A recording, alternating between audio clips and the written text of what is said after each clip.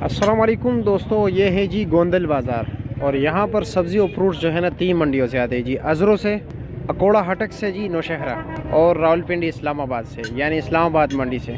तो चलो जी देखते हैं यहाँ पर क्या क्या रेट जा रहा है। कीनू यहाँ पर टेक्सला से सस्ता है जी, यानी कि 350 रुपये दर्जन है। गोल्डन सेब का रेट यहाँ पर है जी 300 रुपया पर केजी। और ईरानी सेब यहाँ पर है जी 350 रुपया पर केजी, ये भी टेक्सला से सस्ता है। ये है जी गंदना, ठीक है, ये अफगानी बहुत ज़्यादा खाता है। इसका रेट क्या है? 20 रुपये कटा। ठीक हो गया जी, शुक्रिया। खरबूजे का रेट गोंदल बाज़ार में जो है ना 250 रुपया पर केजी है। केला ये वाला जी यहाँ पर 200 रुपये दर्जन है, और ये वाला जी 250 रुपये दर्जन। और अमरूद के यहाँ पर रेट है जी 250 रुपया पर केजी। मटर का रेट यहाँ पर है जी 120 रुपया पर केजी। और टिंडे का रेट है यहाँ पे जी 50 रुपया पर केजी। भिंडी ज़रा कमज़ोर क्वालिटी है, 200 रुपये किलो। और टमाटर का रेट क्या है? 60 रुपये किलो। अरवी का रेट है 150 रुपये किलो।